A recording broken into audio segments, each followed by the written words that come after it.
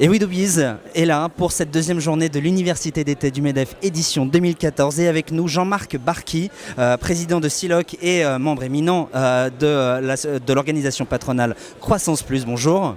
Bonjour. Alors aujourd'hui, ces derniers jours, le gouvernement a démissionné, tout le monde est au courant. Montebourg a été mis de côté. Qu'est-ce que vous en pensez, vous ? Est-ce que vous connaissiez un petit peu Arnaud Montebourg? Il était venu dans vos locaux, donc vous avez pu voir de près quand même son action. Alors je vais faire la différence entre les contacts personnels que nous avons pu avoir et la chance que nous avons eue d'avoir eu le ministre du redressement productif Arnaud Montebourg qui s'est intéressé à notre entreprise. Il y a passé du temps, il a pu s'intéresser à notre métier, ça l'a passionné. On a au moins pu constater qu'un membre du gouvernement, quels que soient les différends qu'il pouvait avoir avec son Premier ministre, pouvait faire pour aller sur le terrain et notamment dans les régions. La région Nord-Pas-de-Calais n'est pas exempte des difficultés que le pays rencontre aujourd'hui. Le taux de chômage est très élevé. C'est évident que je me sens un peu l'ambassadeur de la région pour aller faire entendre la voix de ce que le gouvernement peut faire. Mais je n'ai pas la prétention de prendre ni leur place, ni de remplacer nos organisations patronales, que ce soit Croissance Plus ou des organisations comme le MEDEF, puisque nous sommes aux universités d'été aujourd'hui. Mais alors cette démission d'Arnaud Montebourg, je me permets de revenir dessus parce que au-delà même de l'intérêt qu'il avait porté, c'est vrai aussi c'était une politique volontariste qui pour les entreprises industrielles et les entreprises comme SILOC pouvaient être intéressantes. C'est peut-être aussi un peu une perte de voir Arnaud Montebourg partir. Écoutez, il a pris sa décision. Moi, je veux pas me positionner là-dessus parce que c'est une décision personnelle, c'est une décision d'homme. La vie dans un gouvernement ne doit pas être simple. Je voudrais pas être à leur place. Le Premier ministre a pris une décision. Il a décidé de changer son équipe. Il l'a modifiée. Emmanuel Macron maintenant est en place. Je crois qu'il faut regarder l'avenir. Moi, ce que je retiendrai surtout, c'est le discours du Premier ministre hier, qui a mis en avant le monde de l'entreprise comme jamais, qui a parlé de marge des entreprises, de la nécessité du monde de l'entreprise pour combattre le chômage. Je crois qu'aujourd'hui, la messe est dite. On est en train de prendre un virage à 180 degrés.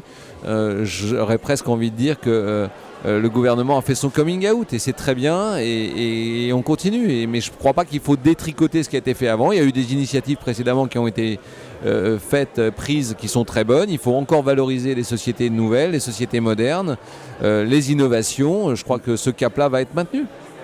Alors, jouons un petit jeu de politique fiction qui se résumera à une seule question. Si on devait avoir un seul entrepreneur qui devait rentrer dans le gouvernement, ce serait qui et à quelle place ? Alors d'abord, ça serait très difficile parce que le nombre d'entrepreneurs, que ce soit chez Croissance Plus ou dans d'autres organisations, qui ont une valeur, je crois qu'il y en a quand même quelques-uns. Si la question indirectement c'est de me demander si je prendrais le poste, la réponse est non. Voilà, non. C'est hors de question parce que quand on est entrepreneur et surtout d'une PME, on n'a pas le temps d'aller jouer à ça. C'est trop important pour aller le faire de manière amateur. Je ne me sens pas du tout les épaules pour le faire.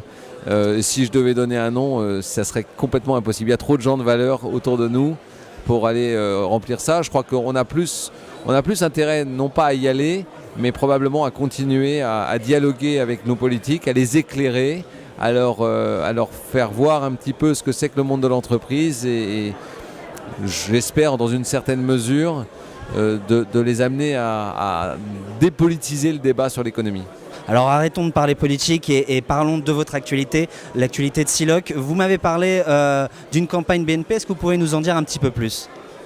Alors la BNP a lancé une campagne nationale pour repérer sur tout le territoire et en particulier en région les entreprises de croissance et les entreprises qui vont investir ou qui investissent.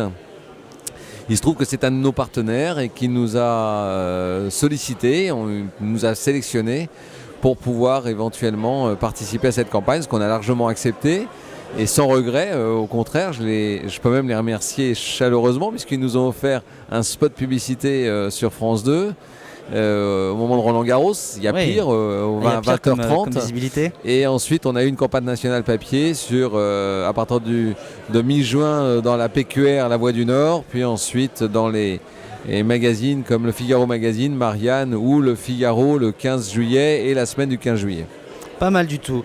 C'est plutôt pas mal pour une PME. J'encourage d'ailleurs les entrepreneurs et surtout les PME à faire savoir ce qu'ils font et être fiers de leur métier, quelle que soit leur taille. Je crois qu'aujourd'hui, il ne faut pas parler de taille d'entreprise, il faut parler d'entreprise avec un E majuscule, sans faire la différence entre une entreprise de 5 salariés ou une entreprise de 20 000 salariés. Pour moi, il n'y a pas d'écart. Ce sera le mot de la fin. Merci à vous, Jean-Marc Barky, président de Siloc, et comme je le disais au démarrage de cette interview, membre éminent de l'organisation patronale Croissance Plus. À bientôt sur Widowiz. Merci beaucoup à vous.